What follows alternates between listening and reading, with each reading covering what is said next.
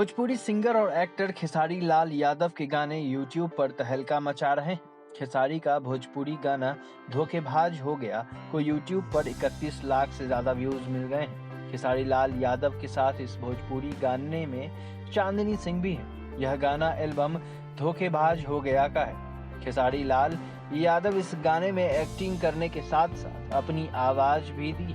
इस गाने के बोल श्याम देहाती और आजाद सिंह ने लिखे हैं। वहीं इस संगीत भी श्याम और आजाद ने ही दिया है। खेसारी लाल यादव की इस एल्बम को प्रसून यादव ने डायरेक्ट किया है। गाने में खेसारी लाल यादव और चांदनी ने धमाकेदार डांस किया है।